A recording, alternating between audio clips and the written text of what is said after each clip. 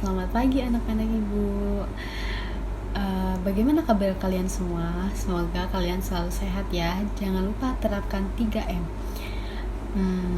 Oke.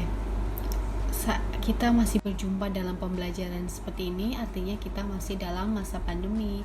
Jadi walaupun dalam masa-masa seperti ini kita tetap harus semangat, jangan pantang menyerah, karena kita bisa belajar dari manapun, dari mana saja, dan dalam bentuk apapun. Maka dari itu kalian harus tetap semangat. Oke, sebelum memulai pembelajaran pada pagi hari ini, mari kita berdoa bersama-sama. Ibu akan pimpin dari sini, kalian berdoa sendiri-sendiri. Berdoa, mulai. Berdoa selesai.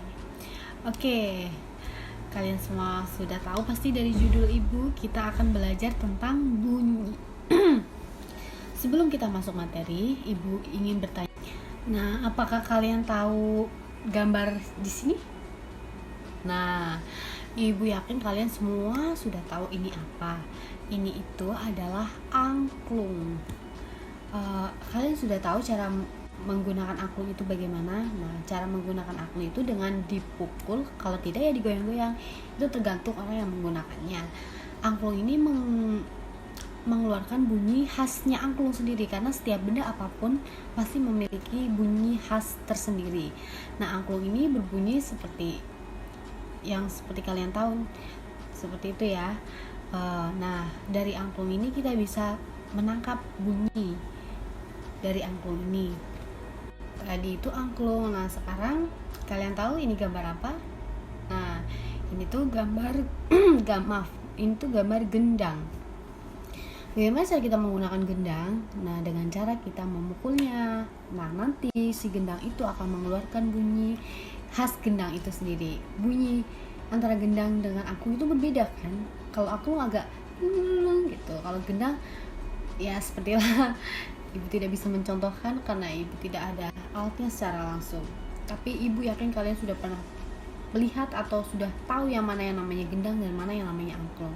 Mereka semua sama-sama mengeluarkan bunyi.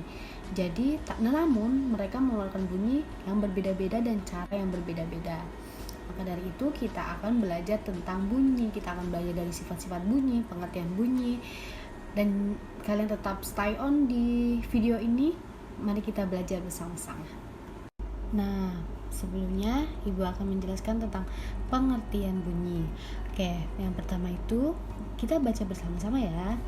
Bunyi adalah sebuah gelombang dari benda bergetar yang didengar dan ditangkap oleh manusia. Sedangkan pengertian bunyi secara umum adalah suatu gelombang yang dihasilkan oleh benda yang bergetar. Seperti contohnya, ibu sedang berbicara. Nah, bunyi itu berasal dari pita suara ibu. Nah, coba kalian di saat kalian berbicara, kalian pegang tenggorokan kalian. Pasti di situ ada bergetar, ada getaran. Nah, maka dari itu gelombang yang dihasilkan oleh benda yang bergetar. Benda yang menghasilkan bunyi disebut sebagai sumber bunyi. Selanjutnya kita akan belajar. Nah, selanjutnya kita akan belajar atau ibu akan menjelaskan tentang syarat terjadinya bunyi. Oke. Syarat yang terjadinya bunyi yang pertama itu adalah terdapat sumber bunyi. Jadi harus ada sumbernya. Kayak misal tadi angklung dan gendang. Nah, angklung dan gendang itu sebagai sumber bunyi, sumber yang menghasilkan bunyi. Nah, yang kedua, syarat terjadinya bunyi itu yang kedua adalah terdapat medium atau perantara bunyi. Jadi ada media sebagai perantara untuk menyalurkan dari sumber bunyi ke penerima.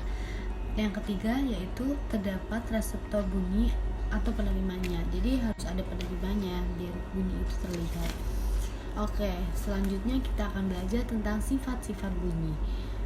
Sifat-sifat bunyi itu ada banyak, tapi ibu akan menjelaskan. Nah, sifat-sifat bunyi yang pertama itu yaitu memerlukan medium. Jadi memerlukan medium atau perantara atau media, bisa berupa zat padat, cair, ataupun udara juga bisa sebagai media atau perantara. Nah, Sifat-sifat bunyi yang kedua itu yaitu dapat dipantulkan. Jadi bunyi itu dapat dipantulkan. Nah, karena dapat dipantulkan, jadi sifat-sifat bunyi juga termasuk gelombang longitudinal, yang salah satu sifatnya adalah dapat dipantulkan.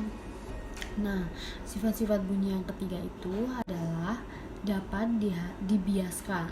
Contohnya seperti suara petir lebih keras terdengar saat malam hari karena suhu udara di bawah itu lebih tinggi daripada suhu udara di atas. Nah, selanjutnya sifat-sifat bunyi yang keempat itu adalah bunyi dapat mengalami pelenturan. Contohnya, ketika kita berpapasan dengan mobil di tikungan itu, kita tuh lebih dahulu mendengar suara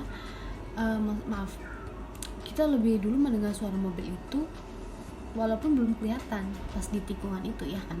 Nah, itu yang dinamakan bunyi dapat dipantulkan.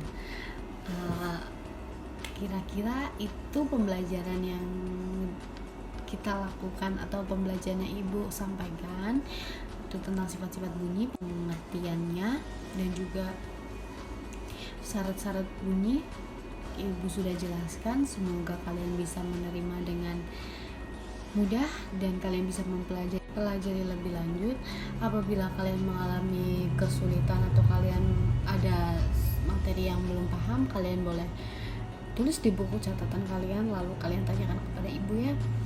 Oke, pembelajaran ini sudah berakhir. Mari kita tutup dengan berdoa. Apabila ada kesalahan atau apapun dalam pembelajaran ini ketika ibu menjelaskan, ibu memohon maaf. Mari kita berdoa bersama-sama. Berdoa mulai. Berdoa selesai. Terima kasih anak-anak. Wassalamualaikum warahmatullahi wabarakatuh.